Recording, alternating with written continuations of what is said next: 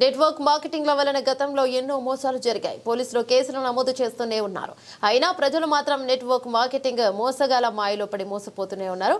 హైదరాబాద్లోని నాచారంలో cloud developments పేరుతో తెలంగాణ రాష్ట్ర కార్మిక శాఖ ద్వారా రిజిస్ట్రేషన్ అయినట్లు ఒక నకిలీ సర్టిఫికేట్ చూపించి ఖరీదైన కార్యాలయాలు ఏసీ గదులు మరియు సిబ్బందిని చూపించే పెద్ద డ్రామా ఆడి 9 నుండి 10 లక్షల మంది తెలుగు రాష్ట్రాల ప్రజల సొమ్మును సుమారు 200 కోట్ల రూపాయలు వసూలు చేసి పారిపోయారు.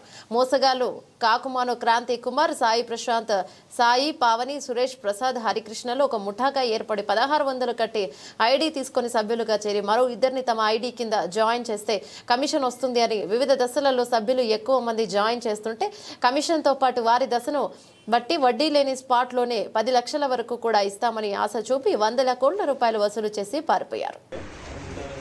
ఎంత వద్దన్నా ఒక 10 days నా వెనకాల పడి చేంజ్ చెప్పించే వరకు నన్ను వదలలేదు. ఆల్రెడీ అతని వల్ల ఒక 2-3 ఆన్లైన్ కంపెనీలలో కూడా మోసపోయాను.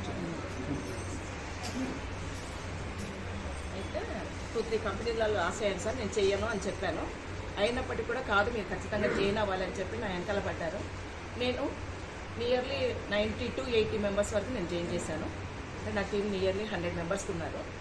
అయినాక తర్వాత నాకు ఏప్రిల్ 3rd week నుంచి కంపెనీ ఫాల్ట్ అనేది చేస్తున్నారు. అప్పుడు నేను సార్ని అడిగాను, ఏంటి సార్ కంపెనీ నువ్వు పెద్ద ఇదన్నారు, మరి ఇప్పుడు ఏంటి ఇట్లా మారుస్తున్నారు కదా, ఇది కూడా ఫేక్ అయిపోతుందా అంటే, లేదు మేడం ఏం కాదు మేము ఉన్నాం కదా అని అన్నారు. నాకు తనే చెప్పాడు, మీరు ఈఎంఐ కట్టొద్దు, మీరు ఏం చేయకండి, మీరు హోల్డ్లో పెట్టేయండి అని చెప్పారు. సరేనండి, ఇంక అప్పటి నుంచి సార్ నేను చూస్తున్నాను, గ్రూప్ క్రియేట్ చేసుకున్నాం. మా గ్రూప్లో అందరూ లాస్ అవ్వడం చేయడం, కంపెనీ ముందు చెప్పిన దానికి తర్వాత చేసేదానికి అంతా కూడా రాంగ్ జరిగింది. టోటల్గా రాంగ్ జరగడంతో మొత్తం త్రూ ఆఫ్ ఇండియాలో 10 లక్షల మంది, అందులో చాలామంది కూడా మన గ్రూప్లోకి వచ్చారు. కర్ణాటక నుంచి వచ్చారు, నార్త్ నుంచి, తర్వాత మహారాష్ట్ర నుంచి, వీళ్ళందరితో వచ్చి మేడం ఇప్పుడు చేస్తున్నారు ఏం చేయాలని చెప్తే, సరే వీళ్ళందరి తరఫు నుంచి నేను ఒక పోరాటం చేయాలనే ఉద్దేశంతో వీళ్ళందరినీ గ్యాదర్ చేసుకొని ఏప్రిల్ నుంచి కూడా నేను స్టార్ట్ చేశాను. అక్కడ నుంచి ఇక్కడ దాకా తీసుకొచ్చాను. నేను ఇది చేయడం వల్ల ఇంకా కొన్ని లక్షల మంది సేవ్ అయ్యారు. ఎందుకంటే వాళ్ళు ఒక బొనాన్జా పెట్టారు, లెఫ్ట్ రైట్ 2.5 పెడితే విజయవాడ అక్కడ టూర్ ఒకటి ఉందని, 5 lakhs లెఫ్ట్ రైట్ 5 lakhs పెడితే గోవా ట్రిప్ అని, తర్వాత 10 lakhs పెడితే లెఫ్ట్ రైట్ 10 lakhs బిజినెస్ ఎవరైతే చేస్తారో వాళ్ళని మలేషియా ట్రిప్ అని చెప్పేసి పెద్ద బొనాన్జా పెట్టారు. అయితే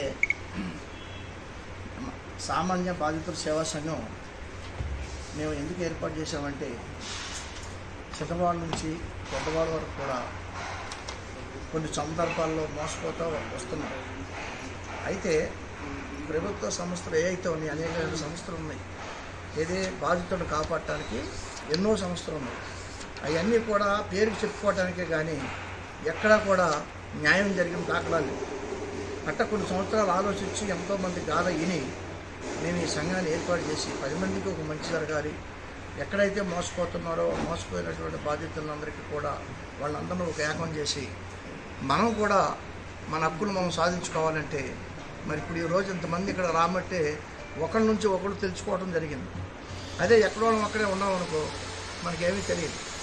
కాబట్టి ఎవరైతే దాదాపు 10 లక్షల మందిని మోసం చేసి 150 నుంచి 200 కోట్లు పేద ప్రజల నుంచి వాళ్ళు మరి వసూలు చేసుకున్నారో, ఆ వ్యక్తుల్ని పట్టుకునేంతవరకు కూడా మా సామాన్య బాధితుల సేవా సంఘం వెంటాడుద్ది. అలాగే ఎవరైతే మోసపోయారో మోసపోయిన బాధితులు కూడా మరి సంఘంతో కలిసి రావాలి.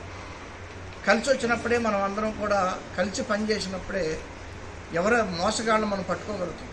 వీళ్ళే కాదు, అనేకమైన రకరకాలైన మోసగాళ్ళు తయారయ్యి ఈ సమాజాన్ని ఎంతో చిన్నభిన్నం చేసి ఎంతోమంది ప్రాణాలు కూడా తీసుకుంటున్నారు.